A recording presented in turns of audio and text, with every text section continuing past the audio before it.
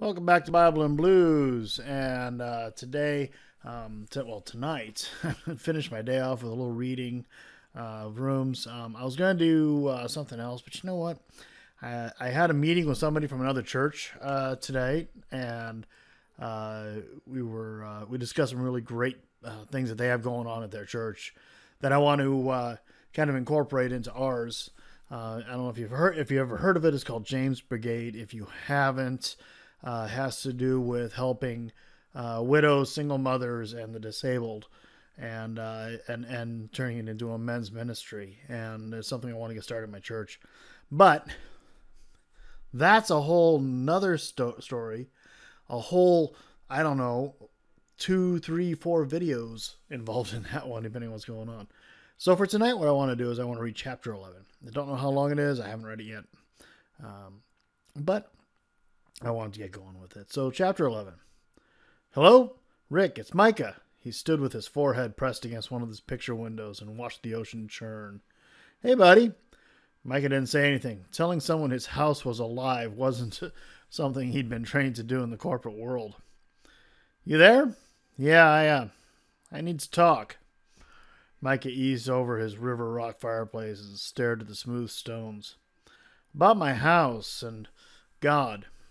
Okay, where to start? Not with the house or the memory room.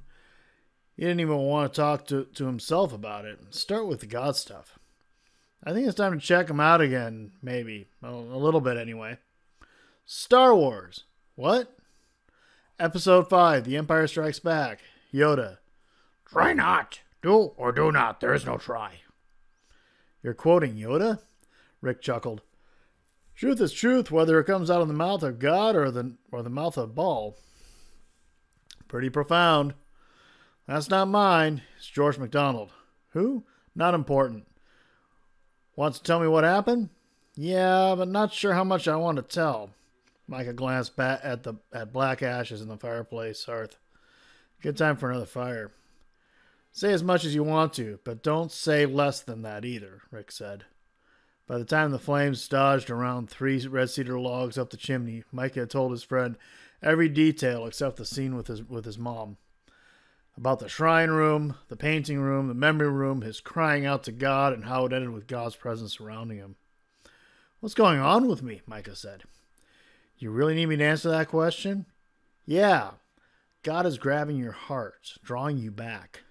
Not sure I want to be drawn back. There was only silence on the other end of the phone. So, was the memory room my imagination? I went back the next day and it wasn't there. Come on, am I having hallucinations or just losing my mind?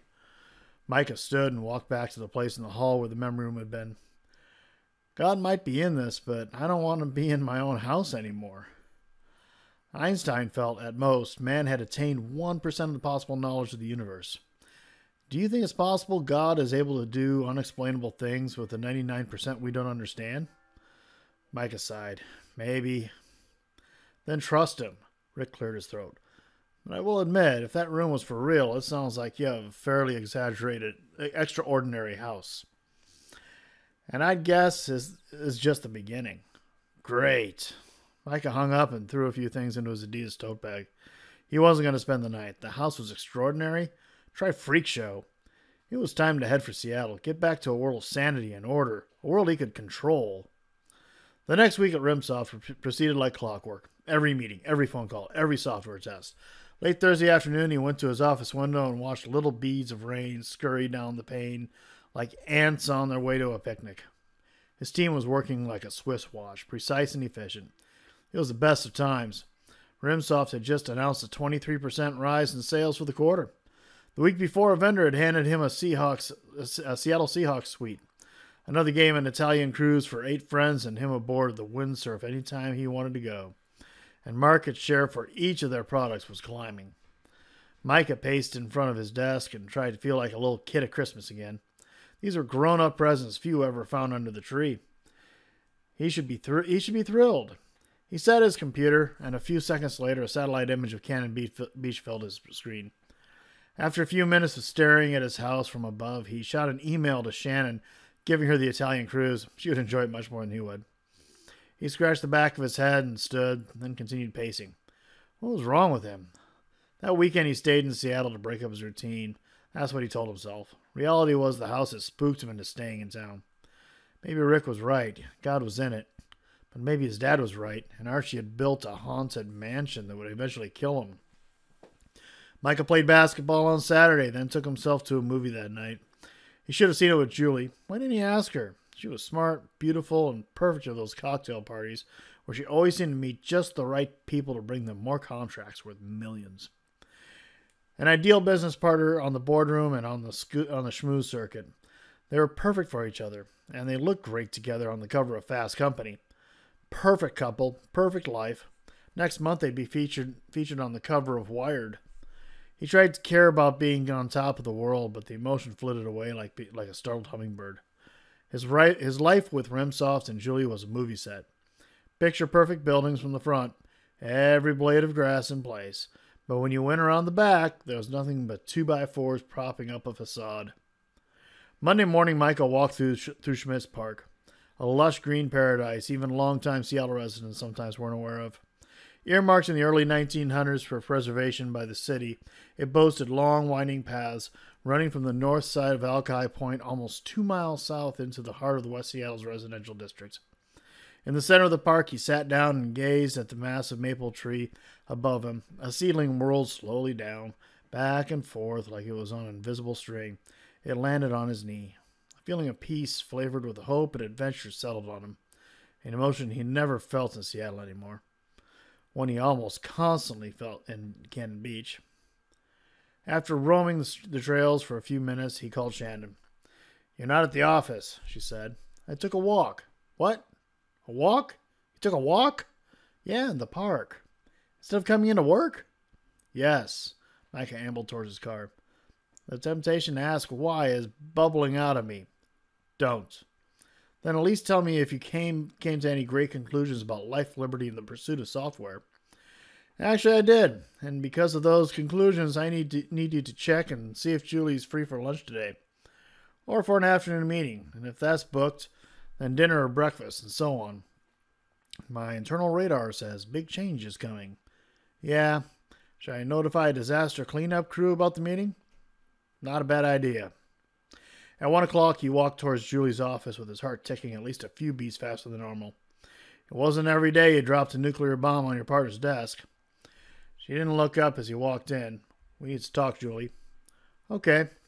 Her eyes stood riveted on her computer screen. "Are we still on hold, or are you ready to give me an answer?" "That's what I came to talk to you about." "So this is the official breakup?" "Not exactly." She stood and walked toward him, drumming her fingers on her arm in staccato rhythm. "I'm going to start working from the beach for a while." "You're what?" Julie's eyes narrowed. "One more time, please?" "I'm going to split my time between working down there and working up here. Mostly down there. Work fewer hours."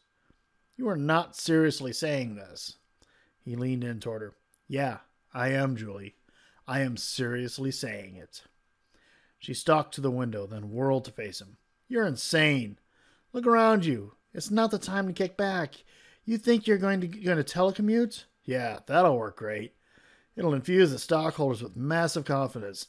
Once the press gets a hold of it, I'm sure our sales will go through the roof. Plus, it'll suck the last breath of life out of our relationship." Julie turned back to the window. "All I wanted was a ring." "I'm not breaking up," Micah said louder than he intended. He rubbed his hands on his pants and glanced at the ceiling, as if it would give him the right words. "I just need to get away from here. Do some thinking down there." "What will you think about? This company is your life." She was right. His entire identity was wrapped up in the company, which made his choice both crazy and exhilarating. What did he have in Cannon Beach? Memories he didn't want to face, a seriously bizarre house that nearly killed him, and a friend 23 years his senior. Where was the draw in all that?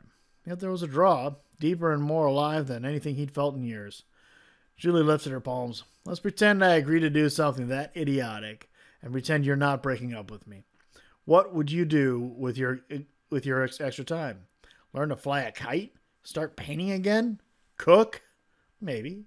I'm serious. So am I." What would he do down there? He could only take beach runs and hang with Rick for so long. 3 weeks and he'd go nuts. His life had been so ordered and driven for so many years, he wasn't sure what to do next. Free time? What was that? His iPhone was almost grafted onto his body. Between his to-do list and Shannon's reminders, every moment for the past 6 years have been filled with goals, appointments, setting vision for the company, and worlds to conquer. Julie sighed, walked over to Micah, and took his hands. It's just me. Let's talk. No partnership, no RimSoft, no stock options. Just me before we gained the world. They stared at each other, Micah trying to tell her with his eyes why he needed this. Julie asking with hers how he could put the kingdom they sweated blood for on hold. I need to be there. Stay a while. Figure some things out. Figure what out? I don't know. God, maybe. God? Are you kidding me? Julie pulled away and scowled. I thought you gave up the Jesus freak thing back in college. This place, I'm drawn to it. I want to find out. Come with me to Cannon Beach. He looked into her eyes. See what God is up to down there. Wow. The God told me to go argument. Insurmountable and completely wacko. Come with me. Julie closed her eyes. You know that old Robert Frost poem about two roads diverging in the middle of the woods? You're going down one road. I'm headed down the other. Julie, no. She leaned back toward him and kissed him on the cheek. Goodbye, Micah. Micah made it to Cannon Beach by 5 o'clock. The emotion of his talk with Julie completely faded by the time he arrived. He stopped at Rick's to gas up before heading to the house. As Devin stretched his undersized doughboy frame over Micah's BMW to clean the windshield, Micah snuck up on Rick, who was bent over the engine of a late-model Nissan. Micah slapped him on the side and kept moving to his right. Hey, buddy! Rick straightened, almost whacking his head on the car's hood. What are you doing here this early in the week? Rimware handing out sick days? Rim's soft. It's not Rimware? That'd be a great name for your company. Rimware, software. Get it? You sure it's not Rimware? Pretty sure. Always been, always will be RimSoft. Rick stared at him for a few seconds. Right. He motioned up the street, and they walked onto the sidewalk and strolled toward a small park 50 yards north of the garage. Made a decision, Micah said once they reached the park and could see the ocean. Yeah? As Micah explained his plan to work part-time from Cannon Beach, a smile formed on Rick's face. You're not surprised. The draw of this place can be powerful. Rick's grin grew. Tell me how you knew. I'm serious. So am I. This place can be a magnet for certain kinds of people at certain points in their lives. Rick folded his arms and turned toward the sea. There's more to it than that. You've got it all. Looks, youth, money, fame, career. Rick motioned wide with his arms out toward the water. A long time ago you had more. A lot more. You had the Lord. So much of him, in fact, that you knew the other things on the list didn't matter. Maybe he's torching the list. Maybe I don't want it torched. Your choice. Choose wisely. Micah gave him a crooked smile. Come on, Rick. Don't hold back. No time to be shy here. Say what you really think. Micah laughed, and Rick joined him as they trudged back to Rick's garage. Breakfast at the fireside on Saturday? Rick asked as Micah got in the car. Absolutely. Rick watched Micah's BMW until it crested the hill and vanished from sight. And so, Mr. Micah's even wilder ride begins. And here ends Chapter 11. So, tough conversation with Julie on that, wasn't it? He that was not comfortable, but he did it. He manned up. He did it. So he's going to spend a bunch of time at Cannon Beach, telecommute, and spend a lot more time there. I think it's great. I think he's exploring the concept of God, and we all need to do that in our lives. So sometimes we have to, God's waiting until we're ready to do it, and He's there. He's ready. He's willing. He's able, and just waiting for us to step up. And so I think that this chapter definitely spoke on that. So later on, we'll get into chapter 12. It should be a fun one. So you guys have a great evening, and God bless.